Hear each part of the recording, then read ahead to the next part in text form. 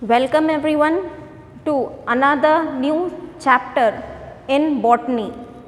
Last class we have seen the first unit, living world, how organisms are classified, how they are placed under hierarchy, and what are the different aids by which we will be studying those living organisms. Now in this new chapter, that is biological classification, we will see how organisms are classified under different categories, on what basis they are classified, on what characters they are classified, how they are grouped under different groups, how they are categorized. From the time immemorial, scientists are trying to classify living organisms so that they can study it properly in a systematic way. So, today we will see a little history of classification, how scientists, on what basis, on what criteria scientists tried to classify the living organisms into different groups or categories. So, the first one in trying to classify living organisms, the first scientist who tried to classify, that is Aristotle. He classified the living organisms under two groups. The first is plants and the second is animals. Aristotle, we take the first classification which we consider is of the scientist Aristotle. He broadly classified the living organisms into two major groups. The first one is animals and the second one is the plants. These animals and plants, that is animals, are further classified into two categories by Aristotle. The first category is animals which have RBCs, that is red blood cells in them. Red blood cells. Animals with red blood cells and animals without red blood cells. So, and broadly classified, Aristotle broadly classified living organisms into two categories, that is plants and animals. Animals are further classified based on the presence and absence of RBCs. So, that is animals without RBCs and animals with RBCs. Similarly, the plants were again subdivided into three categories based on their sizes. Here the plants are again divided by divided into three groups by Aristotle. The first one is the trees, very big plants. Trees, that is very tall plants. Next one is shrub, medium ones. And the last category is herbs, very short plants. These are the short plants. So, Aristotle divided the living organisms into two groups, plants and animals, and these animals further classified under two groups, with RBC and without RBC. Plants are again further categorized under three categories or three groups, that is, first is trees, those are very tall plants. Next is shrubs, those are short plants, and the last category is herbs, which are very small plants. So, this is the starting basic classification which we got, and this classification is a two kingdom classification, that is, living organisms are broadly classified under two kingdoms, that is plants and animals. Then further, after Aristotle, another scientist, Linnaeus, he also tried to classify the living organisms, and he also gave that two kingdom classification, that is basically plants and animals. Now, after Linnaeus, here another scientist, the third one, the third classification, the third scientist which tried to classify, here Ernest Haeckel. Ernest Haeckel, he gave three kingdom classification. Until now, for a long time, we were following the classification which was given by Aristotle. Now, the scientist, another Ernest Haeckel, he gave three kingdom classification. That is, he classified living organisms under three kingdoms or three categories. The first one is, or the newly added one, is Protista. Plantae is already there, was already there, plants, and Animalia. So, he made another group apart from those plants and animals. The Ernest Haeckel, he made one more kingdom. That kingdom is Protista. In this all plants, in the plants, all unicellular, multicellular, all categories of plants were included here. In animals, all unicellular, multicellular, everything was included under animals. Here in this, that is in the Protista, that is the classification which was given by Ernest Haeckel. Here in Protista, all unicellular organisms were included. All unicellular. Protista is a kingdom which consists of all unicellular organisms.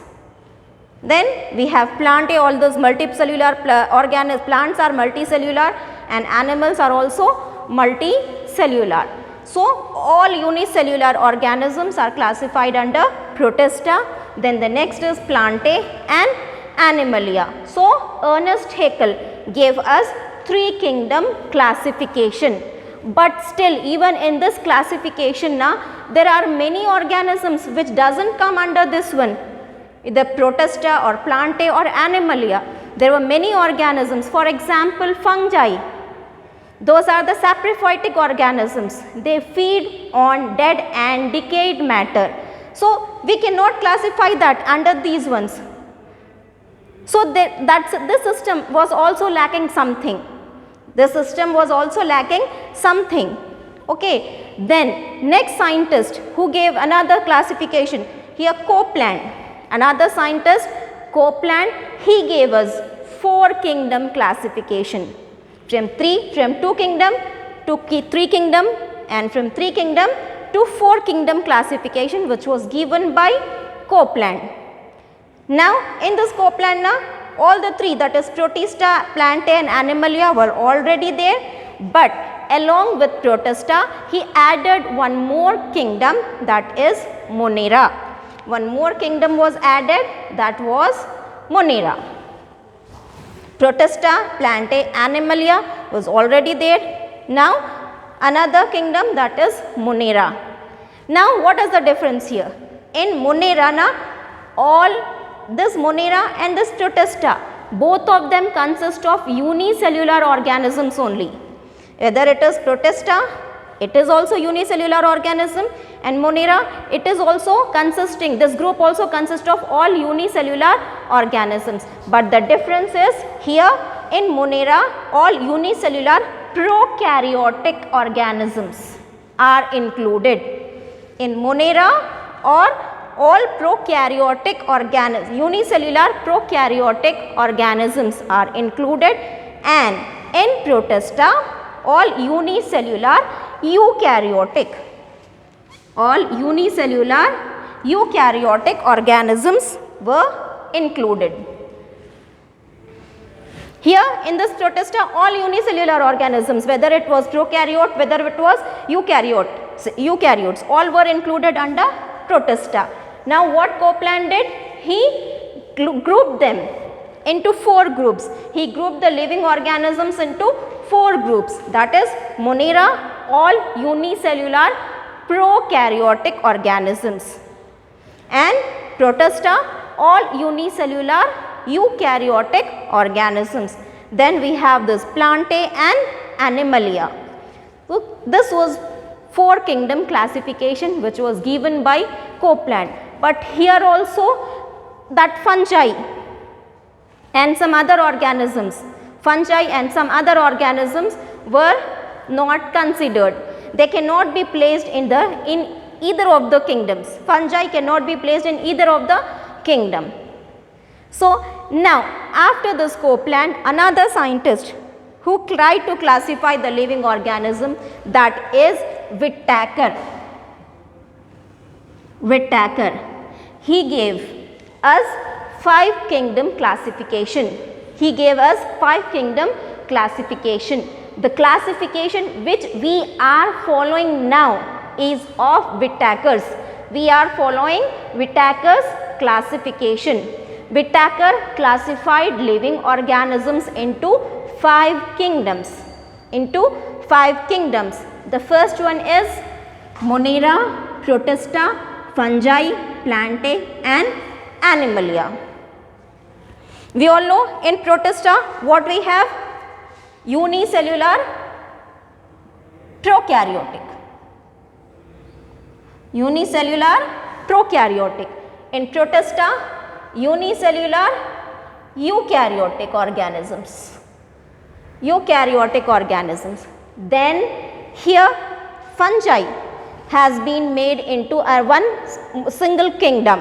Here this fungi, these are the organisms which are dependent on dead and decayed matter. They feed on dead and decayed matter. So they are classified under a separate kingdom, that is kingdom fungi. Okay, here all saprophytes.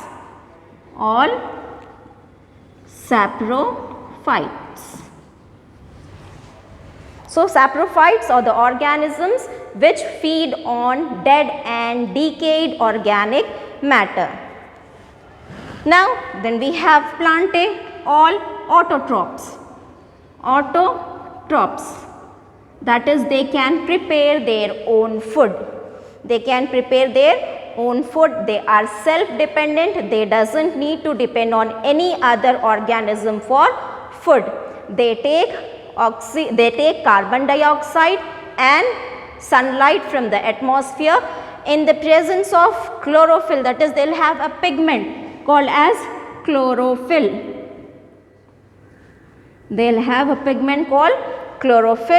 With the help of that pigment, by taking carbon dioxide and sunlight, they prepare their own food. That is why they are called as autotrophs. So all plants are autotrophs. They can prepare their own food. So all autotrophs are placed under one category, that is Plantae. All saprophytes, that is the organisms which feed on dead and decayed matter, they are classified under one kingdom. All unicellular eukaryotes are placed under Protista. All unicellular prokaryotes are placed under Monera. And in Animalia, all heterotrophs.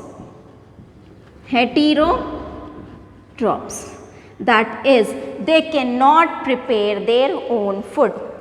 Animals, in this animal kingdom Animalia, all the organisms which cannot prepare their own food are included under this kingdom. So the organisms which cannot prepare their own food, they are called as heterotrophs. So basically in kingdom Animalia, all heterotrophs are present. In kingdom Plantae consists of all autotrophs. Kingdom Fungi consists of all saprophytic organisms. Here in this heterotrophs we can be even consider all parasites also comes under this one.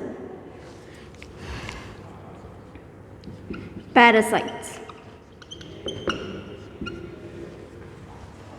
So this was 5 kingdom classification which was given by Whittaker. Now another scientist, Carl Woese, he gave us 6 kingdom classification. So the first, along with this, Animalia is also there, Plantae is also there, Fungi is also there, Protista is also there, but Woese divided kingdom Monera into two more, that is two kingdoms. Here Monera was one, here he divided Monera into two kingdoms. One is Archaebacteria and the another is Eubacteria. Archaebacteria and Eubacteria. Here both of them were included here in one kingdom in Monera. He separated them. Archaebacteria are the primitive bacteria. Are the primitive bacteria. And Eubacteria are the modern bacteria. Modern bacteria. That is present day bacteria which we find around us. And these are the Archaebacteria consist of all the primitive bacteria and Eubacteria consist of all modern bacteria. Then Protista, that is all unicellular eukaryotes. Here fungi, here both of them are prokaryotes. Whether it is Archaebacteria or whether it is Eubacteria, all the bacteria are prokaryotes, unicellular and prokaryotes. Here these are unicellular eukaryotes. Unicellular eukaryotes. Both of them are prokaryotes. Then fungi, which feeds on dead and decomposed organic matter. Then plantae, all autotrophs, Animalia, all heterotrophs. Here we have six kingdom classification, but still we use this Whittaker's classification because here in Monera these ones are already included in Monera. So that is why here we study, as of now we are studying this Whittaker's classification, which is of 5 kingdoms. Now this classification given by Aristotle or by Linnaeus or by Ernest Haeckel, this system of classification is called as artificial system of classification. Artificial system of classification. Why we call it as artificial system of classification? Because here very few characters were considered while grouping the organisms into broader categories. Very few characters, that is very few characters were included when classification was, when they were classifying, they have included only few characters, and because of that now we cannot, these kingdoms are lacking something. They doesn't have place for fungi in this one. They doesn't have place for fungi. Fungi neither comes under animals, it neither comes under plants. So they are one separate group one. So they were unable to explain that one. They were unable to group it. So that is why they are called as what? Artificial system of classification. Only few characters were included superficially. This classification was done superficially. So that is why it is called as artificial system of classification. Now this Whittaker system, this is called as natural system of classification. Natural system of classification. Why? Because all characters have been considered while classifying. All characters have been considered while classifying the living organisms. So that is why this 5 kingdom classification, which was given by Whittaker, it is called as natural system of classification. So right now the system which we are following is Whittaker's system of classification, that is 5 kingdom classification. This was a brief history of classification. In another class we will see how how Whittaker classified the organisms into 5 groups based on what characteristics. Based on what characteristics? Whittaker has classified the living organisms into 5 kingdoms. We will see Whittaker's classification in detail in the next class.